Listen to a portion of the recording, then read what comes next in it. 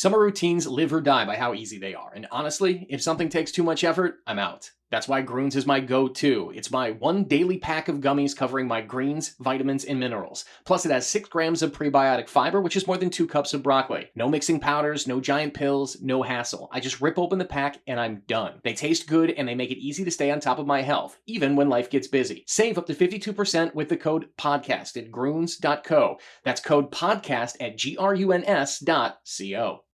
Hi, everybody. I'm Dawn Mitchell, and welcome to Dawn of Sports. And what a crazy week it has been. We are coming off a PWHL Minnesota championship. They were lifting up the Walter Cup, and I can't tell you how happy I am for these women after losing at home, double overtime. They recalled, remember, disallowed the goal, and Boston won, so they came back. They are the inaugural champions, the first ever. And of course, Taylor Heisey, the MVP. So we're going to talk about that, but we're also going to talk about Timberwolves, Game 5. They're like that trick candle when it comes to elimination games. You just can't blow them out. So they're going to be playing the Mavs. And today, also not to be lost in all the craziness, Minnesota Aurora opens up their home schedule today, Thursday, against RKC. They're still undefeated in the regular season since they started this team. And we will talk to one of their players, Sophie French. So we have so much coming on. Thanks for listening.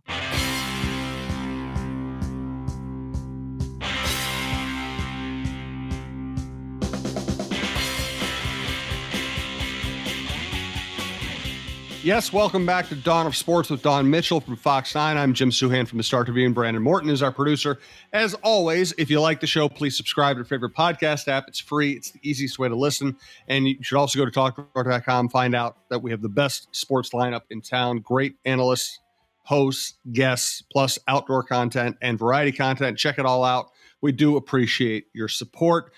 Thanks to our sponsors, Rudy Luther Toyota, Define Destinations, and Beta Bay Boat Club, and we're coming to you from the Aquarius Home Services studio. So, Dawn, what a time to care about sports in Minnesota. We're talking here on Thursday morning. The Wolves have extended their series. I don't know if you'll hear this in time, but of course, they're playing on Thursday night against the Mavericks at Target Center. It's been a great postseason. Minnesota Aurora starting on Thursday night. Our special guest, Sophie French from the Aurora tonight. Aurora remain one of the best stories in American sports. And guess who else is one of the best stories in American sports? PWHL, Minnesota's team winning the first championship of the PWHL. I think when you win a championship, it's almost time to pick a nickname. Yeah, and I think apparently their nicknames are just on the verge, and just like they just announced when the draft is going to be, I heard. I've got to find out the exact date. I know it's in June, and it is being held here in Minnesota. So, those are details, Jim. Details. They just call themselves PWHL champs. That's all that matters, right? They really could just call themselves the champs as their nickname. That could be their nickname, right? Well, I was just go ahead. Don. I was just talking yesterday that, it's kind of crazy that we're having basketball go this deep into Vikings, where they have OTAs and mandatory minicamp, let alone hockey and now soccer. So it's exciting. This is what this city, both cities, the whole state, this is what we're talking about when we want our teams to make deep runs. And I'm really liking the Timberwolves fans learning not to give up on their team and let it play out. Yeah, well, I mean, why be a fan if you're gonna shut down as soon as you meet any adversity? Listen, if Naz Reid's shot doesn't rim out, right. This is a 2-2 series with the Wolves holding home court advantage. That's how close this series is. It's almost like therapy, Jim, right now. It's therapy for Minnesota sports, right? Because normally it'd be like, I've seen this movie before. I get hurt. I'm shutting down. All right, let's talk it through. It's not over till it's over. Enjoy the process. So that's kind of what's going on with the Wolves. That's exactly right. Listen, you've done a lot of work around, and we've had guests on this program from the Minnesota PWHL team. We had Natalie Darwitz on. How difficult was to do what they did? Not only winning the way they won, which is you survive a disallowed goal. You have the emotional wrenching experience of not winning that game after it gets overturned, and you go on the road to win Game 5. But but just putting this whole thing together on the fly, the work that Natalie Darwitz and the new coach she had to hire did this season. Well, absolutely. Well, let's start with the new coach, right? I think he got there a week before they had that coaching change, if you remember. So Ken was just thrown into the fire and basically said, hey, I've got this group of professional women who know what they're doing. I'm going to listen to them. And, when you have that collaborative effort and that happens, you see the fruits of your labor. But then they also went through that losing streak for a while where we all thought they're just going to be out of it if it kept on going.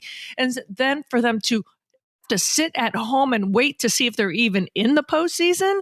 So this is just a team that has learned to overcome adversity. And you talk about learning that along the way, because I think other teams may have folded when here you are on your home ice, it's double overtime. You think you've won, you're celebrating, and then not only is the goal disallowed, the other team scores, right? That's just so deflating. Not many teams could go on the road and then not only win, dominate, have a 3-0 shutout performance. And let me tell you, for me, people are like, well, you're from Boston. Weren't you conflicted? Let me tell you, I was so proud that it's my two hometowns, Boston and Minnesota, going at it for a professional women's hockey league championship. At this point, I was like, I know 90% of the women on Minnesota's roster. We've known them, Jim, since they're in high school, many of them. Yeah. To see them go through the ranks and then go to play in high school, go to college, many with the Gophers, go to the Olympics, just to have this as the next step pinnacle, especially with Natalie Darwitz, the GM and at the helm. I literally, and I put this on Twitter and I wasn't lying, when they were skating around and they got their trophy, well, actually at the very minute when they won, I was crying. It was a moment for me. And usually I've been in sports for a long time. There's not that many moments. And you have Billie Jean King come out, for me, it was a little surreal. So just continuing what an amazing women's sports year it has been, not only women's collegiate basketball, and now the Lynx are playing well. And then to see this, I don't know. I was just beaming the whole night. I'm so proud of this Minnesota team. And good on Billie Jean King. She's always been a hero and, a leader. And, I don't want to just congratulate her. It's so cool that both she was willing to be that person, that she's still that person, and that she aligns herself with these, a great young league like the PWHL. It makes, I as a writer, I try not to use certain words because they get overused, but this really is heartwarming. It is. And another, since we're throwing out flowers to people, the Walter family that made this happen. And now you got the Stanley Cup and the Walter Cup. Before, and this is not to take away from the Isabel Cup or anything from the past, it just didn't have the same gravitas as this did last night, where we finally got to, first of all, a shout out to my own Fox 9, showing the game on Fox 9 Plus so that people could see it for free. So in the past, wait till it came on Twitter, or, you see little clips if there was a feed and, we got to get a highlight, but to actually have the game and have people watch it. And this is what we're talking about, getting viewership numbers up, that, if you put it on there, people will watch. If you have it somewhere, people will show up, another sold out crowd in Boston. So it's exactly what you said. It's fantastic in terms of everything that we've wanted to see happen and to see it come to fruition. And I've had so many conversations with Cheryl Reeve and other women's sports leaders over the years about the importance of daily coverage and women being covered the way men get covered. And it's all true. It's all very important. But the real tipping point is getting the games on where everybody can watch them. Yeah. And that's where I congratulate your company, Fox 9, and plus putting in the Aurora games on, putting the PWHL games on.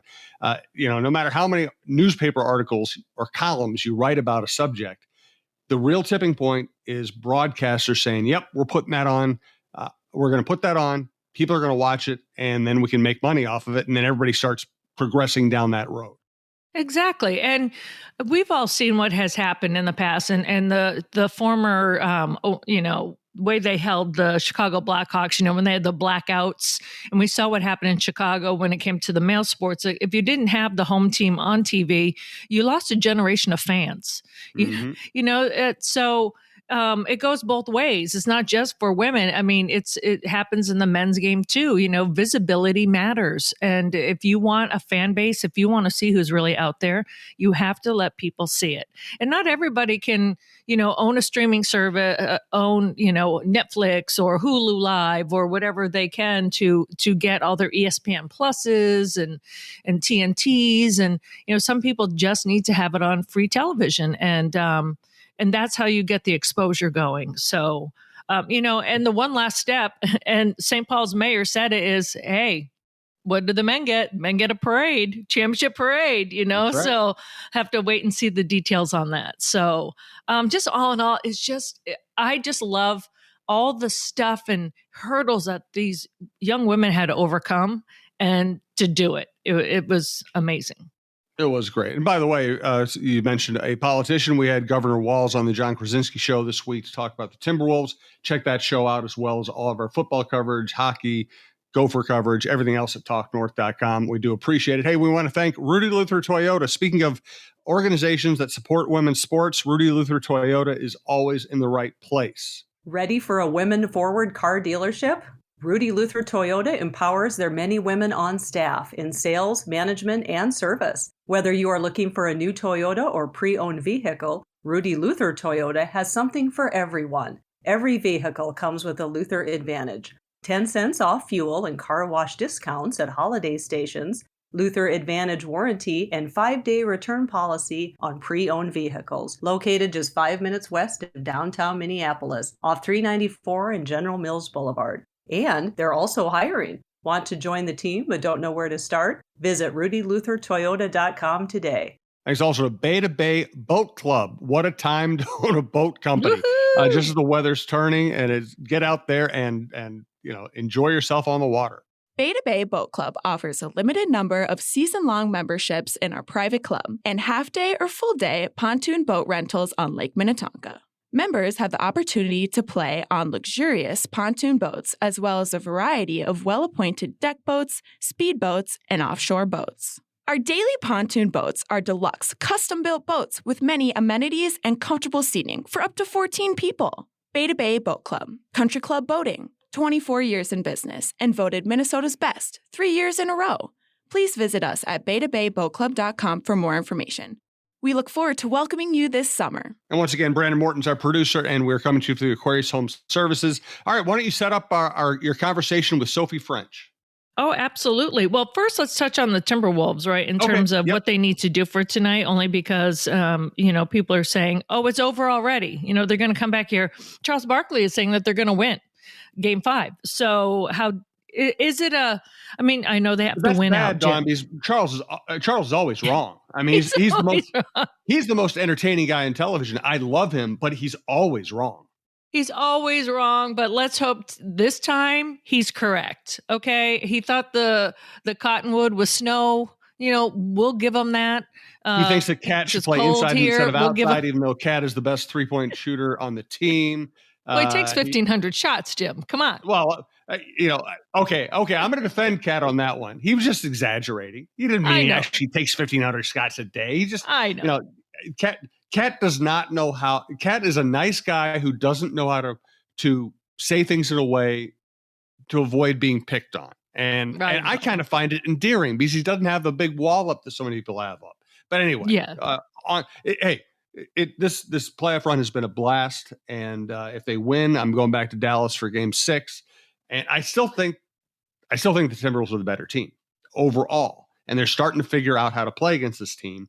And Lively being out is a huge advantage. I'm not going to make a prediction because this stuff is too unpredictable, but the Wolves have every chance, every opportunity to keep this series going.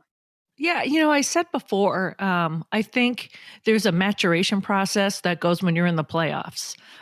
They have all the talent, But it's a different series than when they were facing Denver, right? So here you're playing Dallas, who, okay, you might think they're old, they're slower.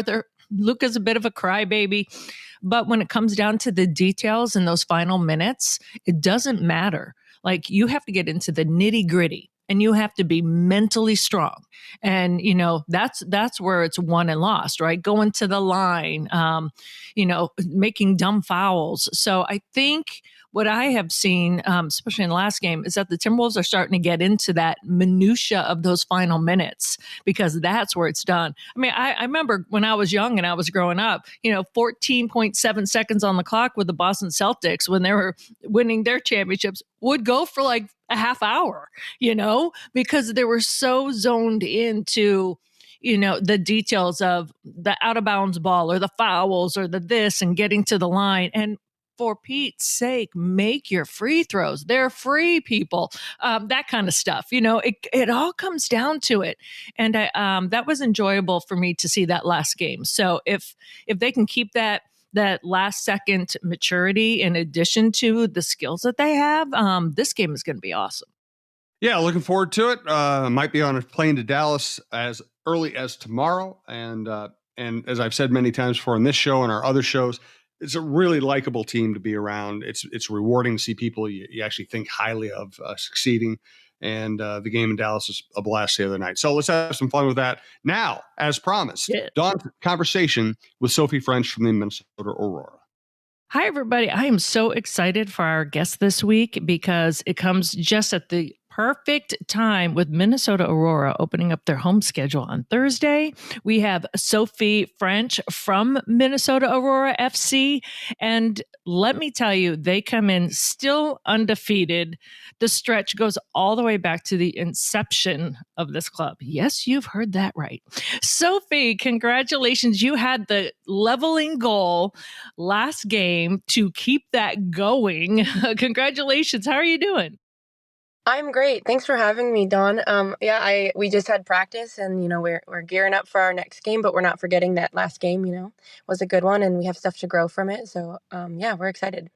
Can you take us through that goal? Sometimes that's pressure too, right? I know that you are all aware and you've been with the team before, so you knew what was on the line, or do you not think about it in that moment? Like, we're down 1-0 and we've never lost a regular season game yet. I mean, is that pressure? I think there is a little bit of pressure always. What I was telling Equal Time Soccer after our game in my interview was that I think at that time on the field, the whole team, we were kind of on the same page, and that we all understood that, we have some time in the game. We are down. So we all understood like what the circumstances were and what it would take for us to not be in that situation. And I think like we were gaining some momentum to goal. We got this, free kick. And then I was like, all right, we need to be fired up. Like, we were hungry. I could just feel the tension on the field in a positive way, not like a bad tension, but that we were all like hungry and ready to get the ball in the back of the net. And then I was ready to put my body on the line. And I just remember like seeing Addie's beautifully lofted ball come across the frame of the goal and just like kind of soar right towards me. I had a defender yanking my arm back, and I just did a little jump, and then I made connection with the ball and saw it roll into the backside of the net. So it was really a team effort there. And I think, like I said, the energy from the team is kind of just what was buzzing and was kind of like getting us to match that challenge, which the team brought us. Yeah, let's give a shout out to Addie Wickers for that beautiful pass, right? She sometimes just knows how to telepathically find you guys. And you two are in sync many times. When you saw that coming at you, and I know it's all in real time, but afterwards, I know you're probably replaying it in your head and you just described it, but sometimes when your teammate can just give you that perfect pass, there's nothing better than that, is there? Oh, yeah, absolutely. Yeah, she is notorious for hitting those balls on a dime, right to your feet, right to your head, right in front of you where you need it to be. I think she has such great vision of the field, and she's very confident. So she will accomplish the job when she needs to. All right, so you open the season, 2 games on the road. Your first one, a dynamo 8-0 shutout of Dutch Lions on the road, no less. So you have a lot of international players now. You have a new head coach and sporting director in Colette Montgomery. You have new players. To have that 8-0 blowout to start it. Take us through that. That must have been like a nice relief and a way to get it going. Yeah, absolutely. I think that the team had a really great time in that game. We were working together. We were, figuring out some kinks, because playing against yourself is really fun. And, leading up to that, that's what we had been doing. But then when you finally get to be in a game setting with unpredictability and with another opponent, I think that is what just got everybody fired up. And we talk a lot about on the team about, take responsibility. If you can score the goal, do it. But also take responsibility to know that if you aren't the one who can score, set somebody else up to do it. And so I think like that kind of mindset is like just how we approach games, how we approach attacking, how we approach our press on defense. And I think like you could see it in the game. I don't know. I think everybody was really fired up. Well, and it was also cool to get your brand new head coach and sporting director her first win. She didn't have to wait in her new tenure. How is that to see, just to celebrate that for Colette? I think it's awesome. I do think Colette is so great about recognizing that, we are building off of something that Nicole Lukic and Jen and others have started. And so then just to carry their legacy through, I think has been like a really proud moment for her, but then for us as a group and as a team. And so, I think she was really happy about that, obviously. And I even think for the tie game that we had, she was really happy about that result, because we know that, it's a challenge, but we can face it. And obviously we showed that in the game, is that we're strong and we can, rise to any challenge, and we'll be just as ready the next time we have to face that team again. We've had Colette on the show. What, in this short amount of time that you've been with her, and I love how she acknowledges Nicole, like the team was built for whomever, whether it's a player, whether it's a coach, whether it's in the administration, to move on up. We're here to be, she said, women that celebrate other women and lift them up. So when Nicole left and she came in, what have you learned from Colette in the short time that she's been at the helm that you've really admired a lot? Something I really admire about Colette is that she does a really excellent job of recognizing, like, in the moment, whether, like, whatever is current going on. Today we took a second to appreciate those that have served and protected our country and the freedoms that we are allowed, just because it's Memorial Day. And she does that every single day. She'll have some sort of purposeful saying or quote, but then also recognize what's going on in the world and make sure that, everyone feels included and heard.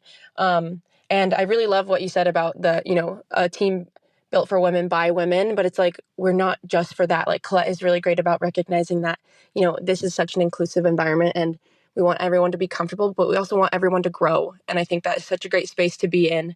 And that's been really fun. Yeah, absolutely. Because you see dads in the stands with their sons that are saying, oh, wow, look at this, So especially the young boys, their all experience is thinking women are just as powerful as men. So that's a great positive message too. So that's what you're talking about. It's inclusive for all that way. Totally. So, and you talk about what's going on. It seems team-wise, you guys, as soon as you got back into town, you went to the PWHL game, right? Last night. How was that experience for the whole team to go there and support another female team? I know it didn't end the way we wanted to.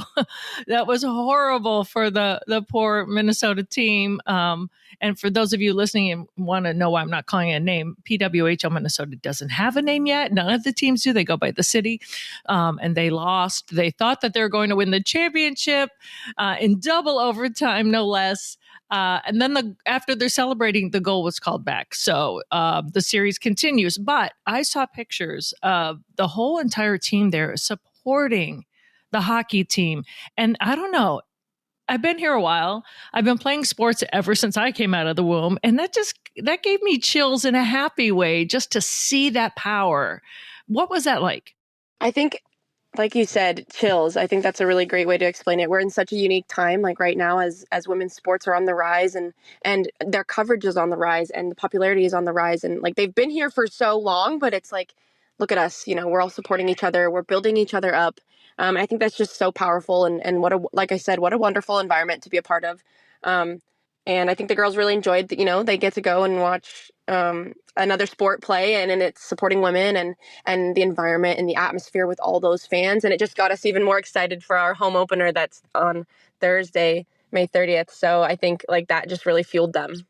Yeah, let's talk about the opener. You're playing RKC. It's at 7:00. It's at TCO Stadium in Eagan for any of you guys that want to go. If you can't, and don't worry about it, it's going to be packed and raucous. It might not be your scene. You can see all the games on Fox 9 Plus, all the home games this year. Sophie, you've already been through a home opener. You already know how loud the stadium can get in Eagan. How do you try to describe it to some of the new young women on the team? It is such a hard thing to describe. Whenever players show up that haven't experienced that, I just get the biggest smile on my face because I am so excited for them to personally experience it. I think there's nothing like it. You could go watch a professional soccer game anywhere, but the community here is so amazing and wonderful and supportive. And I mean, the last home opener, all I remember is I was playing an outside midfield position. So I'm right on the sideline where all the fans are.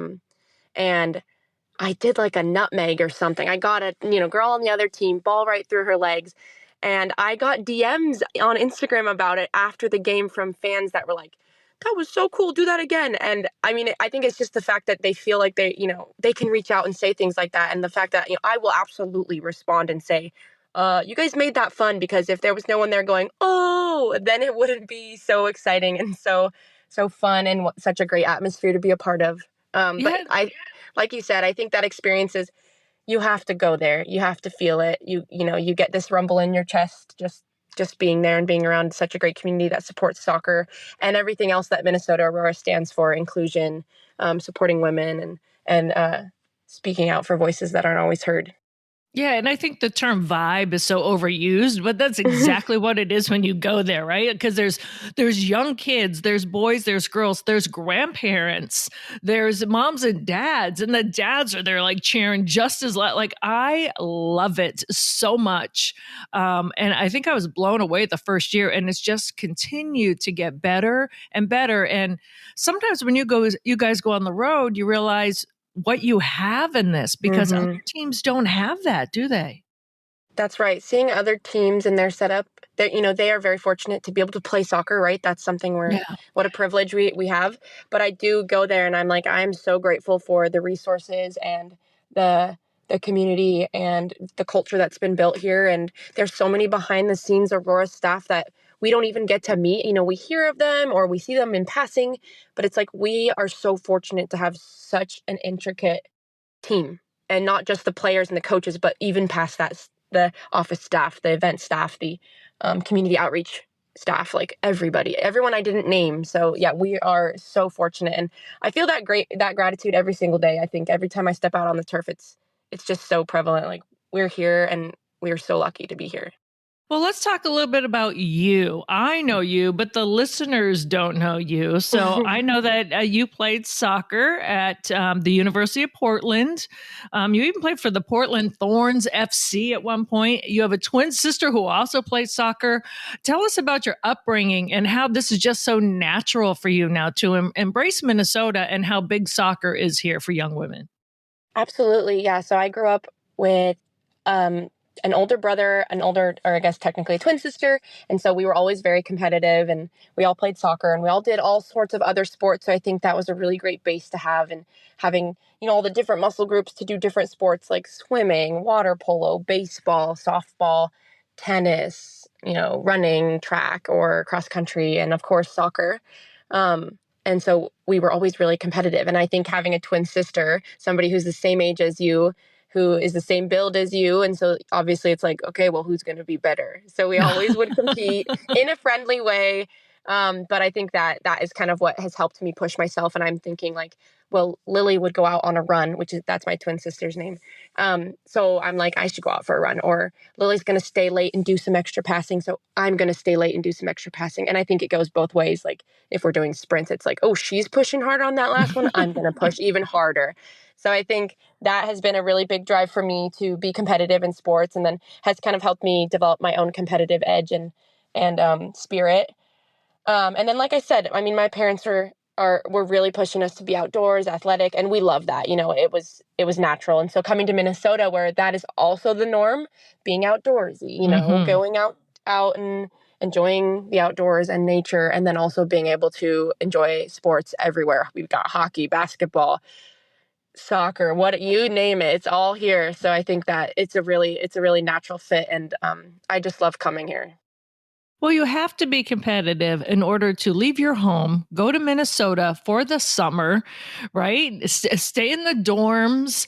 Sometimes you guys can go over to Taylor Kane's house and have fun on the lake. I know that, but you're away from your home, and it's like a job. But it's still not a job, and it's kind of like this in between world where you can just really focus on soccer and the relationships of your teammates. It's such a unique experience. What have you loved most about it? That's so funny that you say that. I think you just described it very well. Like, whenever someone asks me that, what is my favorite part about Minnesota Aurora in particular versus any other soccer program that I've been a part of? I've been a part of amazing soccer programs in the past, but the unique thing about Aurora is that while it is just the summer months, right? We are all here to play soccer. And so whereas when you're at school, you have school priorities, you have friend priorities, you have maybe family priorities if you're close to home, you have lab, whatever your major is, you have those priorities. Maybe, you do a lot of social time with friends. And when we're here, every girl is here because they are here to play soccer. And I think having those like-minded people, growth-minded people, it's such a unique environment. And I don't know how to explain it unless, you're here at practice on the turf, but we are all here to make each other better. And I think just going into any kind of setting, it could be a work setting or a soccer setting or anything. That is such a great mentality to have. And it really helps you boost the players around you. And I think as a team, when you do team sports, you kind of have to do that. You have to look for, how can I make my teammates better? How can I make my teammates better? Because that will make me better as well. Yeah, and you guys just have fun together. I mean, people may not know this, but even your bus driver, Steven, has become like, I said, the dad of the group. He goes, I'm like the grandfather.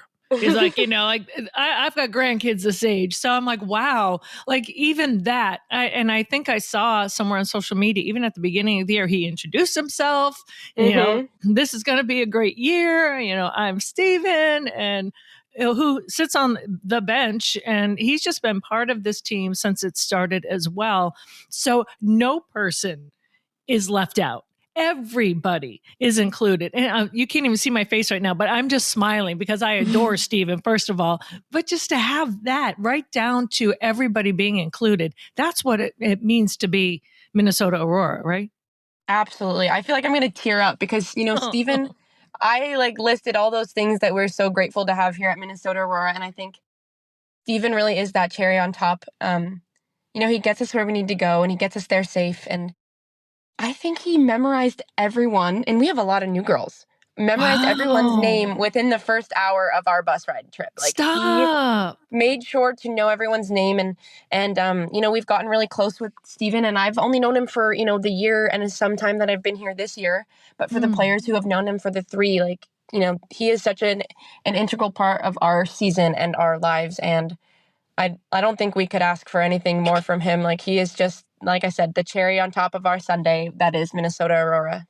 Well, let me tell you, it also comes from you, the players, because I got to have a chance, and this was so much fun for me, to do some media training with you. And there are so many new young women that are on the team. And I was like, wow, there's a lot of new faces I have to memorize. Shout out to Steven for getting it in an hour. But ever since then, when I came back to do some stories with you, it was like, hey, people come running over. And I'm like, wow, I kind of feel like I'm part of the team now too. That emanates from the players and the staff, and it just kind of brings people in, don't you think? Absolutely. Dawn, you are totally a part of the team. Come on. You don't want to see my soccer skills right now, but I spent last year the whole summer on crutches, so it may be ugly. So I'll be there in spirit, okay? But okay. Yes, thank you. But it's so true. And by the way, all of you were so good at the media training. right now, you could be a spokesperson for the team. And Ooh. I am not taking any credit because you came this way. So No. We really soaked in all that information you gave us. The girls were so interested. I could tell everyone's faces. They were very intent on learning and soaking up all the information you were giving us. It was so helpful. Yeah, it's just a different world, right? When you're thrust into talking to people about, and lots of people like in your face, asking you questions about the game, good. And unfortunately, let's say if you lost the game, you'd have to answer questions to that. But right. It's just the way of handling it. And just knowing that 99% of the people are there to love you. And they just want to see Aurora do well. Well, what do you want to say to the fans, Sophie, that are getting ready for year 3? It's a new era with Colette and new players on the team. What do you want them to know about Thursday's home opener?